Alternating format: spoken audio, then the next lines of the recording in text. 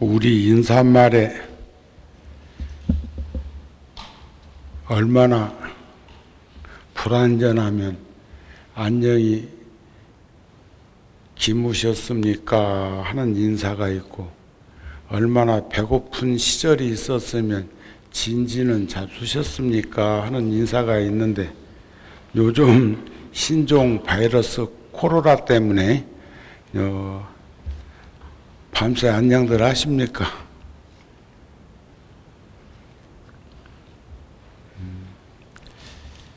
지금 종교계도 정부 시책에 따라서 법회나 이런 걸 우리 일상적인 생활 속에서 살고 있는 대중들은 그렇다 치고, 가능하면 집단으로 발병할 염려가 있으니까, 전염될 염려가 있으니까 집회나 법회는 많이들 지금 걱정을 하고들 있고, 우리는 그래도 인터넷을 통해서, 유튜브를 통해서 한 20년 전부터 송출을 하고 있는 것이 있어서 여러분들이 계시고 안 계시고 간에 그 방송을 통해서라도 부처님의 법음을 전하고, 지금이 또 경건주간이어서 일주일간 정진법회를 매년 해오던 일이 있었는데, 함께 하지는 못하더라도 그렇게라도 전해드릴 수 있는 방법을 찾아서 하고 있는데, 오늘 또 공간의 크기에 비해서는 여러분들이 널찍널찍 앉아서 다 뭐 한 2m, 3m는 떨어져 있으니까 별일은 없을 것 같고, 뭐 더 떨어져 있는 데는 10m도 더 떨어져 있네.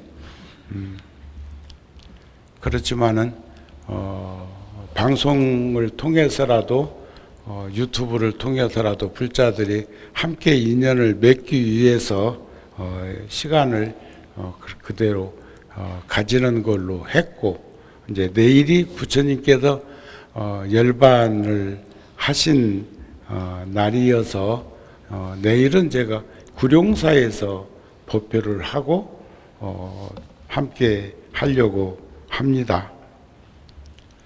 저도 이 출가에 대한 걸 저 스스로도 생각을 해보고, 참 부처님께서 2600년 전에 이 땅에 출현하셔가지고 뭐 그냥 한두 생 잘 살아가지고 부처님이 되셨겠습니까만, 인간 세상에 오셔서 80여 성상을 살아오는 그 드라마도 너무 진지하고 너무 진솔하고 너무 성실한 그런 삶을 살아오시면서 우리들에게 등불이 되어주신 부분을 귀감으로 삼아서 우리도 부처님처럼 잘 살려고 노력을 해야 되지 않을까 싶은 생각을 하면서, 불현듯 저 스스로도 출가를 어떻게 인연을 맺어서 했지 하는 생각이 들었습니다. 저는 초등학교 2학년 때 꿈은, 어렸을 때 다 꿈 얘기를 친구들끼리 안 합니까? 동무들끼리. 그때 저는 그 시골에 그 벼 수곡할 때 트럭이 와가지고 그 차를 움직이는 걸 보면서, 저는 그 트럭 운전사가 되려고 한 건 아니고, 그런데도 그때도 지금 생각해 보면 아주 이쁜 자동차의 그 운전수가 되었으면 좋겠다 하는 그런 생각을 가진 적이 있었는데, 초등학교 4학년 때 봄 소풍 갔다가 그 절에 살았던 스님들의 행적의 이야기를 그 어수선한 상황에서 거기 사는 스님이 들려주는데 스님 하면 참 좋겠다는 생각을 하게 되었고, 그것을 이제 중학교 다닐 때 행동으로 옮겨서 출가한 지가 벌써 55년이나 되었고, 그 55년이라는 시간 속에서 함께 불자들하고 더불어 한 시간이 결코 작은 시간은 아니었습니다 하는 생각이 들더라는 거죠. 그런데 화엄경 십행품에도 보면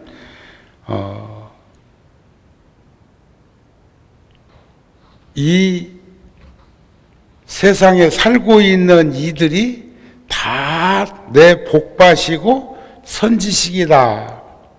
내가 찾아 나서지도 않고 그리고 청하지도 않았는데 그들이 몸소 찾아와서 나를 바른 법에 들게 한다.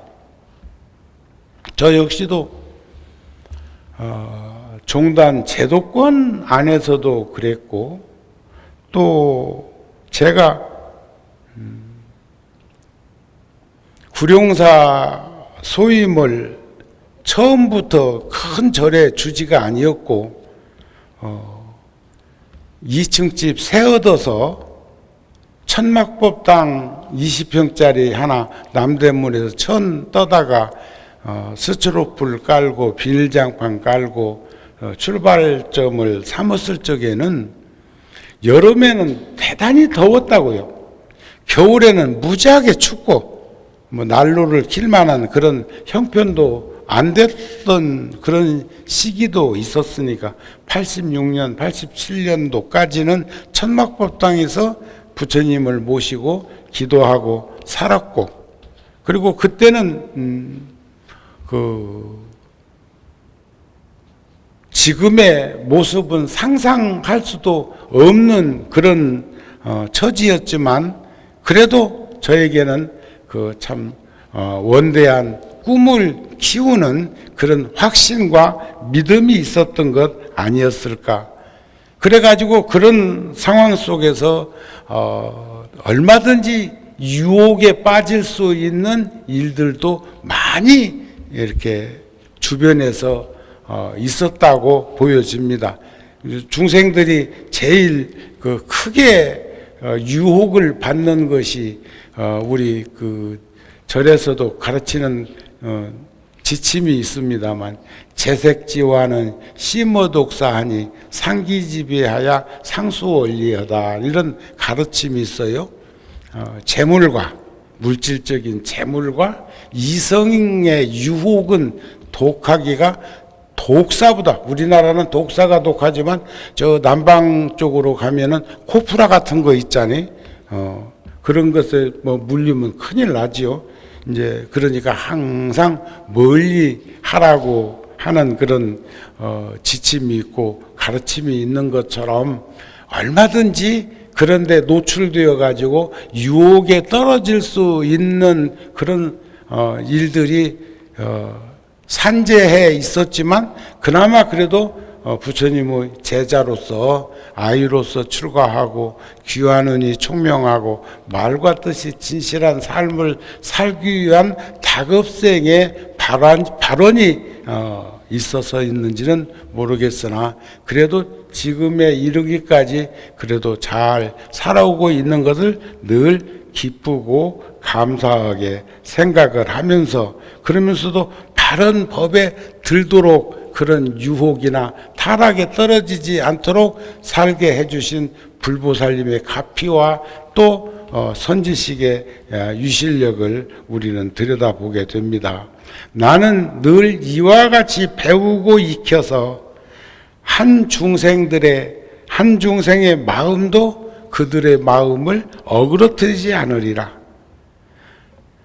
이런 발언을 늘 하면서 살아온 것이 아니었을까 하는 마음이 듭니다.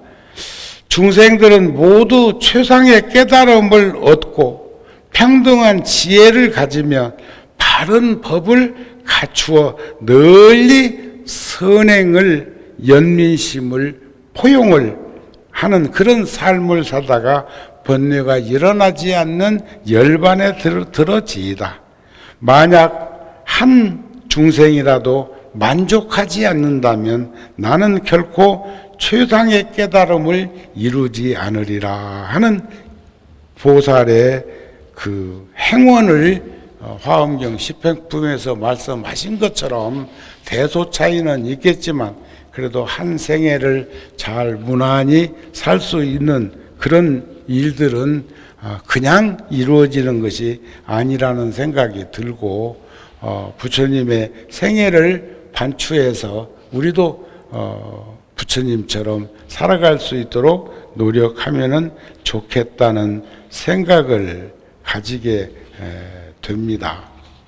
한 번 더 상기를 해드린다면 부처님께서는 2564년 전에 열반을 하셨고 이 세상에 출현하신 건 80을 더하면 2644년 전에 오셨고 또 한 29년 동안 29세에 출가하기까지 태자의 몸으로서 갑이라국에서 살면서 농경 사회에서 벌어지고 있는 다양한 일들, 어머니가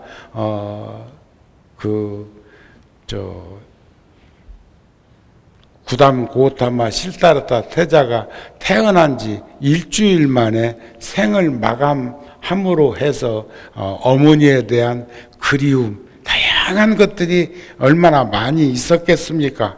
그리고 그 갑이라국 그 성에서 동문, 서문, 남문, 북문 이런 데를 이렇게 유관할 때 거기에서 생로병사를 보고 느끼는 우리나라도 서울은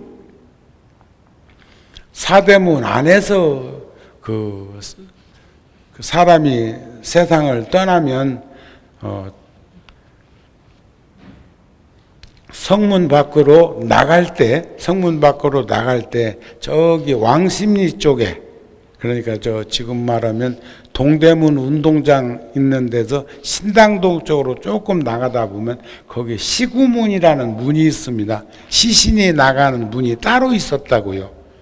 이제 그런 것들을 본다면 아마 2500년, 600년, 3000년 전에는 그냥 아무렇게나 그때도 된 것이 아니라는 것을 볼 수 있었으면 좋겠고, 또 일주일 전에 부처님께서 출가하신 날이 2615년 전 2월 8일이었고 6년간 수행정진을 통해서 부다가야에서 나벌 8일 날 2609년 전에 정각을 이루시고 45년 동안 전법 활동을 하시다가 열반에 드시는 그게 바로 2564년 전의 그런 현상으로 우리가 시간적으로 볼 수 있는 것들이 하나씩 보이지만은 우리는 부처님의 인간적인 고뇌나 그 다음에 인간학이나 인본주의를 주창하셨던 그런 모습들을 한번 상기해서 떠올려 볼 수 있었으면 좋겠고, 부처님께서는 그것을 어찌 다 그 염원과 발언을 다 발언할 수 있고 표현할 수 있겠습니까만, 부처님께서는 도솔촌 내원궁에 호명보살로 계실 때도 그런 발언을 했다고 합니다. 내가 중생을 이끌어 완성시키지 아니하면 누가 그들을 인격을 완성시키겠는가. 그래서 열애, 응공, 정병지, 명행조, 열애, 응공, 정병지, 명행조, 선서, 세간의 무상사, 조어장부, 천인사불, 세존이라는 시포를 가지게 그냥 됐겠습니까? 내가 중생을 조복하지 아니하면 누가 그들을 조복할 것인가? 내가 중생을 교화하지 아니하면 누가 그들을 교화할 것인가? 내가 중생을 깨닫게 하지 아니하면 누가 그들을 깨달음을 얻게 할 수 있겠는가? 부처님께서는 열어서 보여서 깨달음의 길로 두를 수 있도록 하신 것을 말하는 거죠. 내가 중생을 맑고 청정히 하지 아니하면 누가 그들을 청정하게 할 것인가. 저도 출가한 사문이 아니고 스님이 아니었더라면 그 촌에서 어린 것이 출가를 해가지고 저도 돈 참 많이 만졌거든요. 스님으로서는 나만큼 돈을 만져본 사람도 흔치 않을 거예요. 있을까 또? 몰라. 지금까지 제가 정류장이 되어서 이렇게 거쳐서 움직였던 그런 불사금이 굉장히 많은 거 아닌가요? 열애사 지을 때도 구룡사 지을 때도 전부 다 시주 삼부 정제가 정우 스님한테 모여가지고 집행을 했으니까 전 집행관이었다고요. 그러니까 얼마나 많이 그랬겠어. 그런데 거기에 참 하나도 흔들림 없이 그 많은 절들을 세웠지만 결국 삼부 정제로 이루어졌고 시주의 참 그 공덕으로 이루어진 것인데도 현실적으로는 그것이 무슨 대대로 물려받은 사찰은 공찰이라고 하고 개인이 노력을 해서 세운 절은 사설사음이라는 그런 참 민망한 표현까지도 하는 것으로 보면은 참 사바세계 오타각세가 만만치 않은 세상이다 하는 생각을 가지고 있습니다. 그런데 저는 제가 세운 사찰은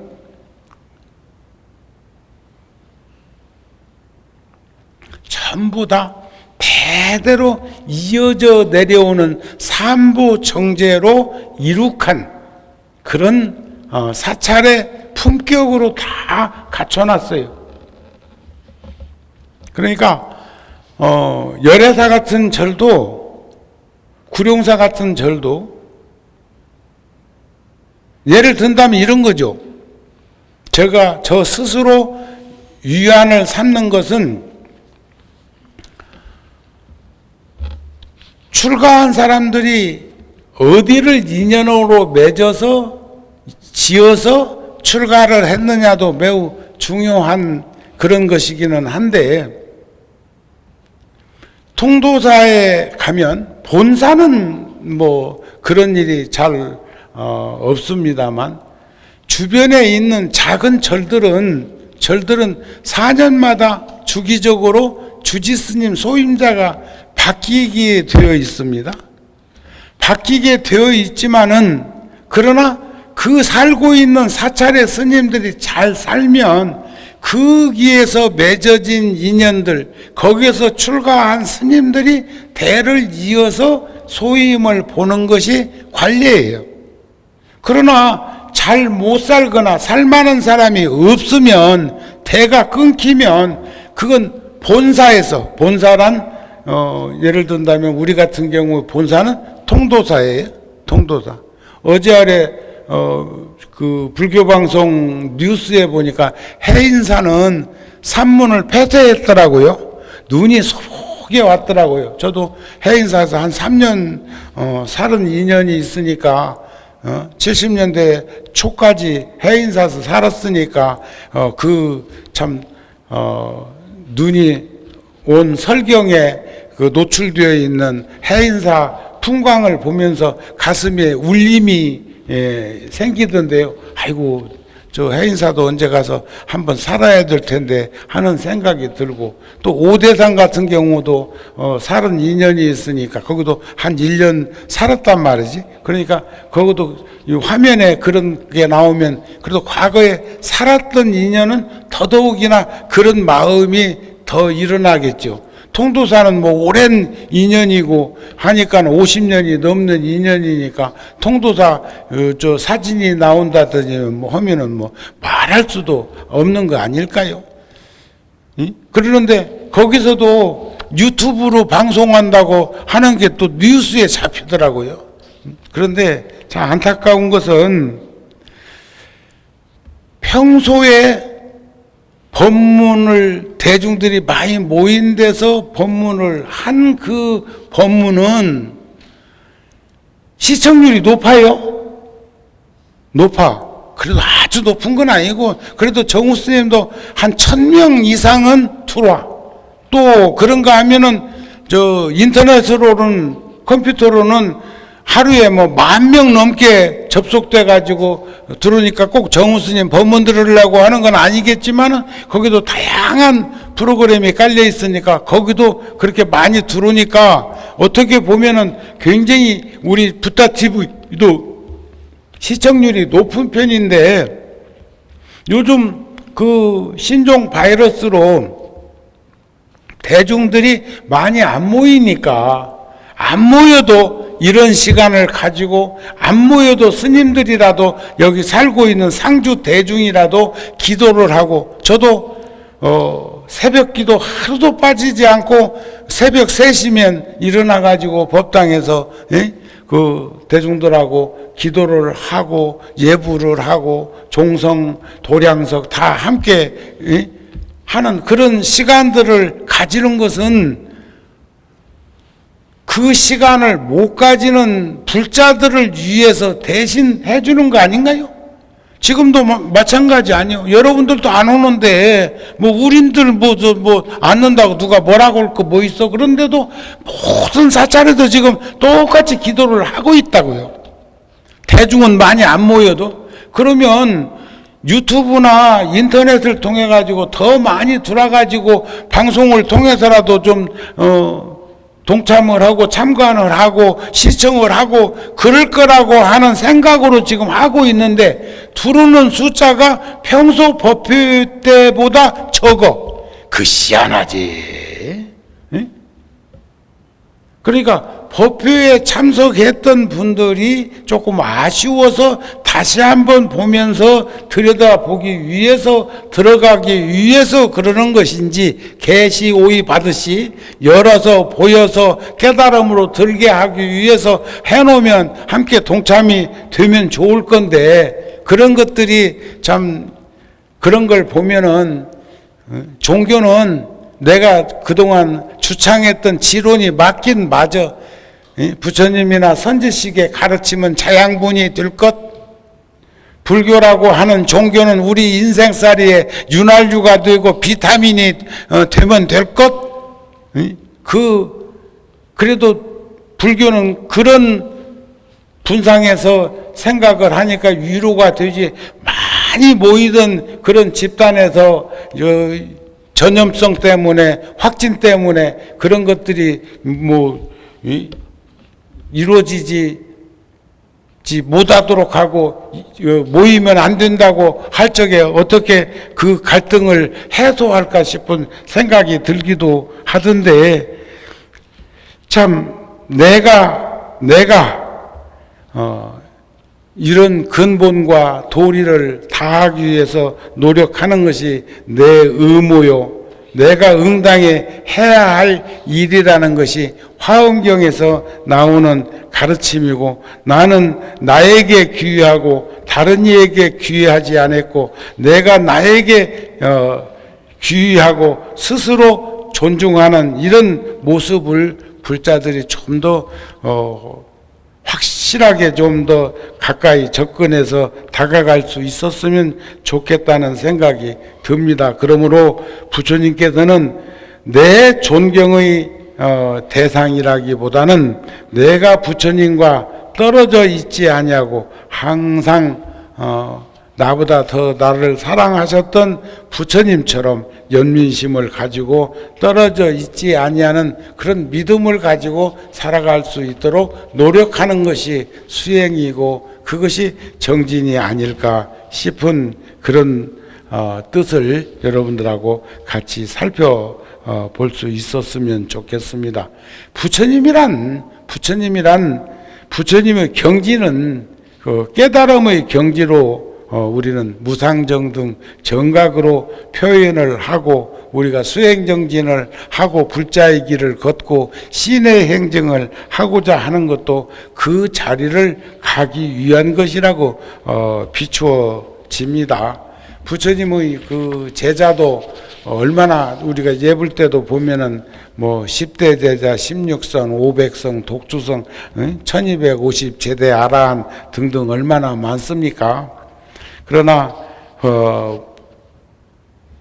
부처님은 3계의 대도사요 사생의 자부이시라고 하는 부처님의 제자들도 나누어서 이렇게 보면은 두타제일인 가섭존자나 다문제일인 아란존자나 지혜제일인 사리불존자나 해공제일인 수보리존자나 전법제인 부르나존자나 신통제일 목련존자나 또 논의제일인 가전년존자나 천안제일인 아나율존자나 또 지계제일인 우바리존자나 미랭제일인 나우라존자나 이런 제자들의 제자가 2600년 동안 대물림을 해서 상속에 오면서 지금에 이르렀고 지금에 이르기까지 단절되지 않고 그렇게 해왔던 그런 일들이 앞으로도 유념상속에서 나아갈 수 있도록 하기 위해서는 우리나 항상 평상심을 저버리지 말고 평상심에 흔들림 없이 살아갈 수 있도록 그렇게 노력들을 했으면 좋겠다는 말씀을 전합니다. 끝으로 부처님께서 열반에 드시기 직전에 아란에게 이런 말씀을 하신 한 소절을 해놓고 갈무리는 내일 하도록 하려고 합니다. 오늘도 또 금강경 독송을 해야 돼. 그런데 좀 아쉬운 것은 우리가 불자들이 또 이렇게 다른 절에서도 그런 것들을 유튜브로라도 이렇게 좀 해줄 수 있는 그런 일이 되게 하면 좋을 텐데 여기는 실무자가 있는데도 불구하고 이렇게 스님들하고 이렇게 작은 숫자지만 여러 불자들하고 같이 천수 예불 금강경 독송 하는 것을 방송으로 떠서 그대로 송출을 하면 오늘 못 오고 가슴 조이면서 그렇게 집에 있는 그 대중들한테도 도움이 될 거라는 생각이 드는데 그런 것을 않는 거 보면 지금이라도 이 얘기를 이렇게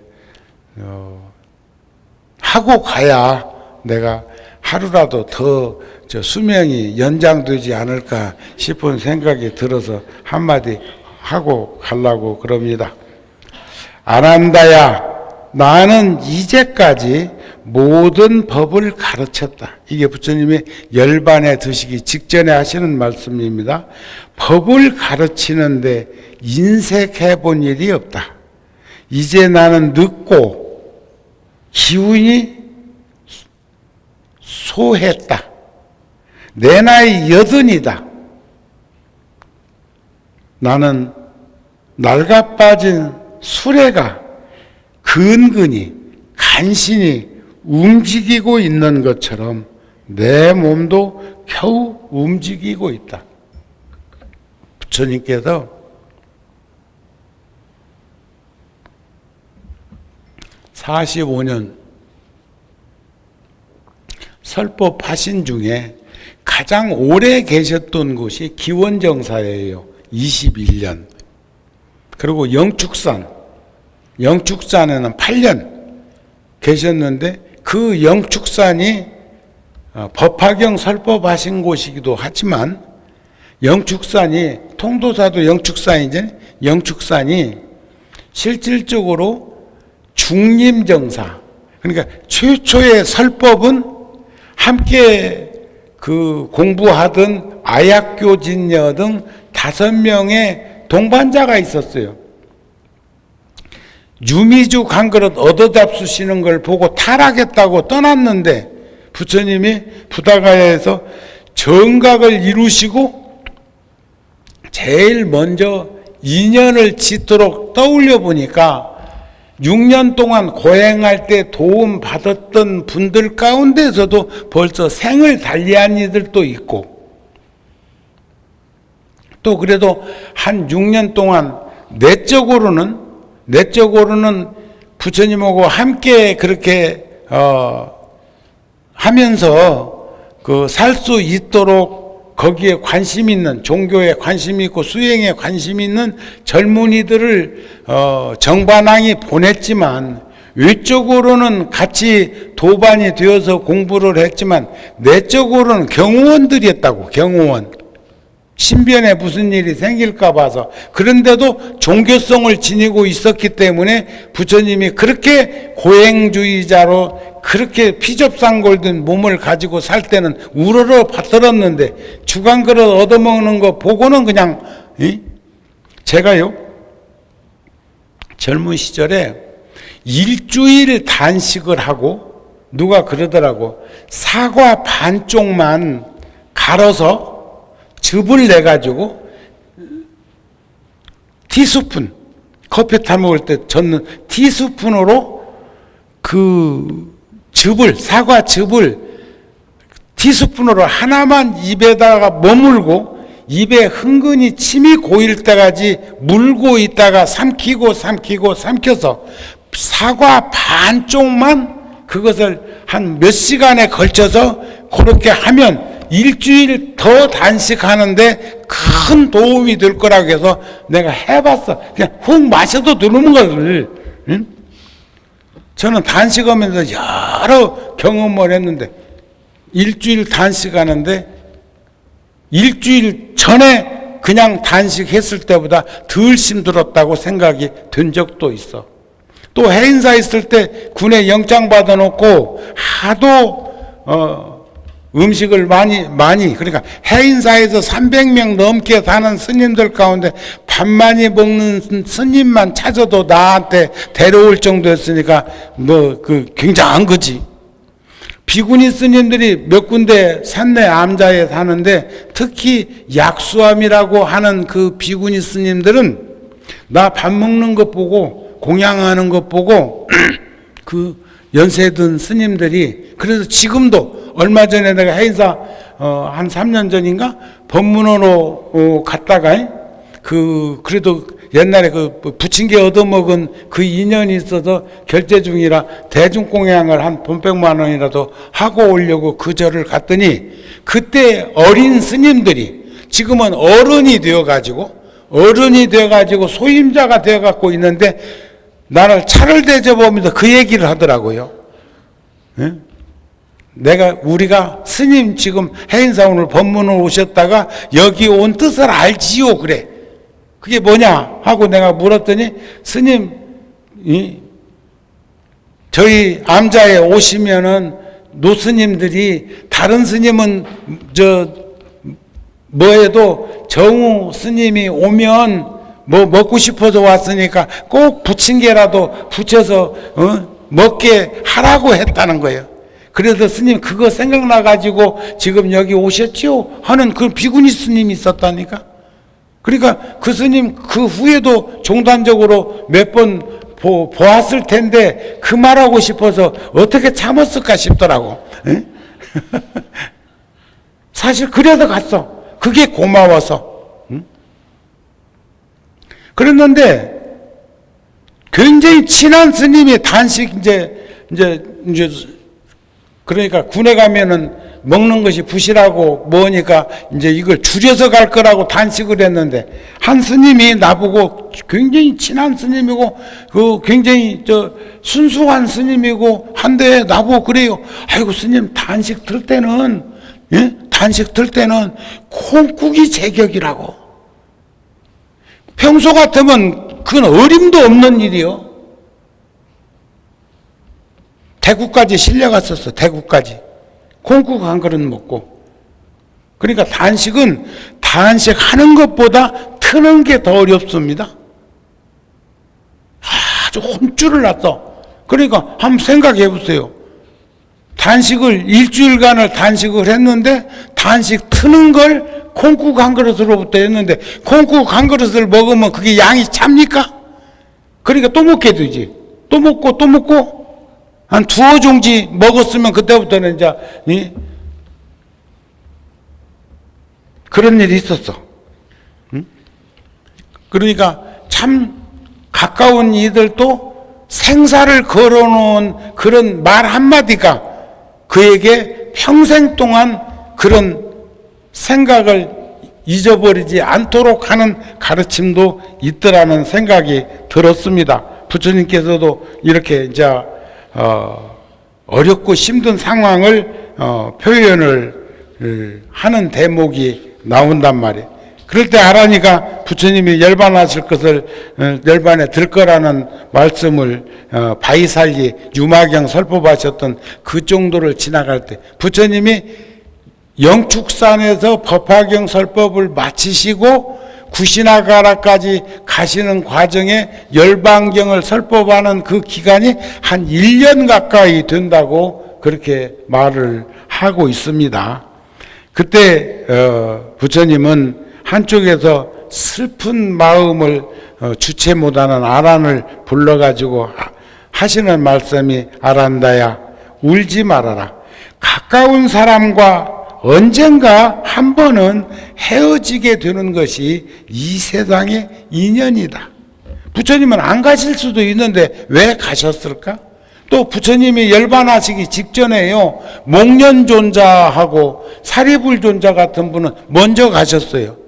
목련존자하고 사리불존자하고도 10대 제자 가운데서도 더 유난히 가까웠던 분인데 그분들이 부처님 가시는 것을 감당할 수 없어서 제가 이번에 뭐 큰 세계적인 상을 받았다고 하는 영화 한 편을 극장 가서 못 보고 그 영화 한 편을 이름이 기생충이대 한 편을 누가 다운을 받아갖고 컴퓨터에다 깔아놓고 한번 스님 보세요 하는데 중간 정도 보다가 내렸어. 그게 서민 가난한 이들이 있는 자에게 기생해가지고 거기서 벌어지고 있는 것을 내가 소화할 수가 없었어. 그 영화가 굉장히 잘 만들어진 영화라고 그러는데 정우 스님의 양심과 정우 스님의 마음으로 그것을 뻔히 바라보면서 그걸 느끼기에는 너무 벅찼어.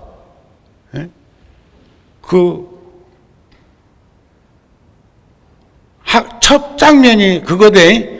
위주하는 거, 대학 뭐 위주하는 거, 누구도 위주한 것 같고 그 곤욕을 치르더만. 그런데 그것이 내가 그대로 그냥 영화 한 편으로 바라볼 수 있는 그런 내 가슴이 안 되더라고요. 그래서 끝까지 못 봤어. 지금도 다 못 봤어. 볼 생각이 없어. 그래 놓고는 뚝뚝뚝 이게 중간중간에 산발적으로 한 10초 20초씩 그렇게 해가지고 끝머리까지 하면서 흐름만 보았을 뿐이지 그것을 전체를 다 통과해가지고 볼 마음이 들지를 않더라. 그런 말이에요. 아셨죠? 이게 나만 그러진 않을 거예요. 그러니까 여기서도 그 아란과 부처님의 관계 속에서 얼마나 그랬겠어요. 그러니까 헤어지게 되는 것이 이 세상의 인연이요. 부처님은 안 가실 수도 있어. 청정법신과 원난보신과 천백옥가신을 들여볼 때 한 번 태어난 것은 반드시 죽게 마련이다. 죽지 않기를 바라는 것은 어리석은 생각이다. 그대는 그동안 나를 위해서 수고가 많았다. 내가 세상을 떠나간 뒤에도 더욱더 정진해서 팔정도 성인의 자리에 오르도록 하여라.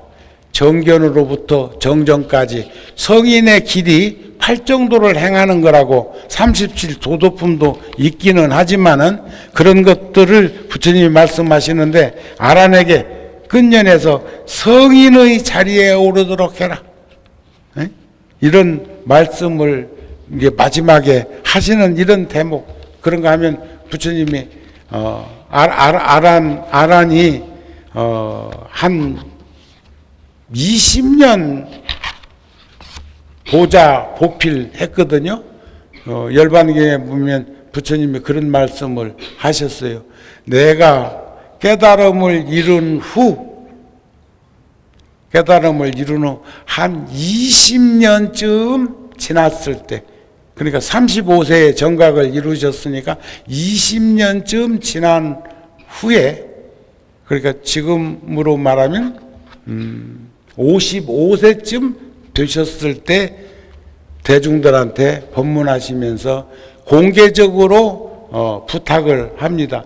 누가 나를 좌우에서 보좌 보필하면서도 그러고도 이익을 잃지 않겠느냐 했더니 아약교진녀 등 부처님보다 연세가 많은 스님들이 서로 부처님을 보좌 보필하겠다고 하니까 부처님이 안 되는 이유를 쭉 얘기를 하십니다. 시자가 필요한 나이에 어떻게 나를 보좌 보필하겠다고 하는가.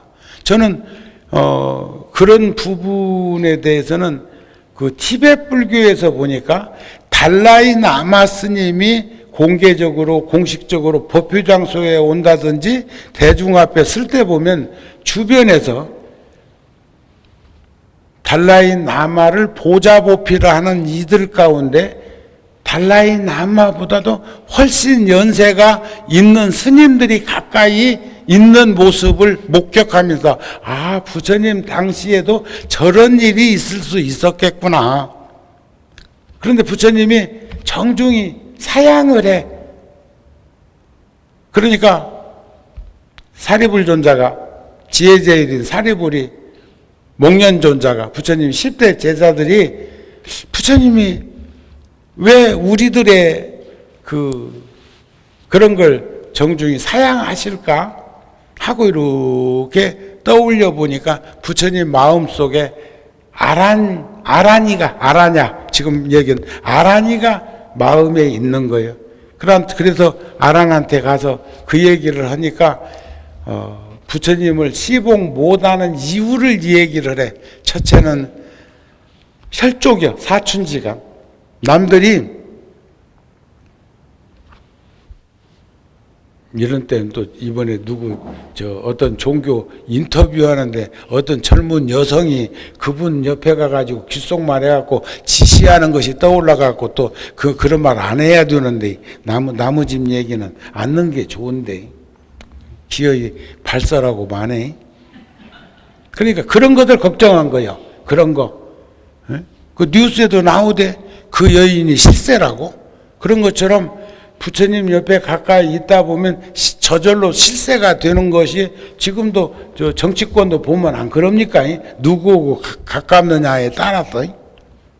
난 잘 모르겠지만. 그 다음에 아라니가 몇 가지 쭉 이 얘기 하는 것 중에 부처님이 별청을 누가 대중공양 낸다고 해서 부처님을 공양청했는데 꼭 시자라고 해서 따라가야 되는 법은 없잖아요. 그러니까 그런데 안 갈 것. 그 다음에 부처님이니까 누가 있는 이들이 옷도 가사 같은 것도 좋은 가사도 지어 안 드렸겠어. 그러면 이거 아라니 네 입을 하고 주는 거 그런 거나 얻어 입으려고 거기 와 있는 것처럼 보이는 것도 이게 그 참 굉장히 합리적이고 실용적인 거지. 그래가지고 쭉 얘기를 하는 것 중에 그런 말도 한다고요. 부처님이 내가 출가하기 전에 하셨던 법문이 있어. 자기는 못 들었단 말이에요. 그것을 궁금한 거 부처님이 나에게 다시 직설해달라고 그래. 근데 부처님이 다 하라고 하셔. 또 있어.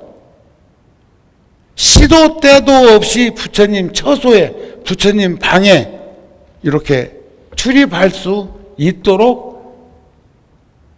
있도록까지 허락을 받아. 그런데 부처님이 열반하시기 이 직전에 8가지 아란에 대해서 칭찬하는 중에 전부 아란이를 칭찬하는 그런 덕목이 쭉 나오는 게 있어요. 그리고 또 이런 얘기 해놓으면, 이런 얘기 하면, 소임자들이 내 방 들어오지도 못한다? 시도 때도 없이 처소에 들어올 수 있는 허락을 받아놓고 또 때 아닐 때 불필요할 때 아무 때라고 들어온 적이 없다는 걸 칭찬한 것이지 한 번도 안 들어온 것을 칭찬한 것이 아니라는 것도 아셔야 돼. 능엄경에도 견견지시의 견비시견이라는 말이 있어요. 볼 것을 보는 것은 보는 게 아니다. 이 말을 응용하면 얼마든지 일상적인 생활을 어떻게 해야 되는가, 상식이라는 것이 어떤 것이고 보편성이라는 것이 어떤 것인가를 알 수 있게 될 것이다 하는 말씀입니다. 그래서 우리 지금 그 신종 바이러스 그것 때문에 100년 전에 스페인 바이러스로 5천만 명이 죽었다는 거예요. 그런데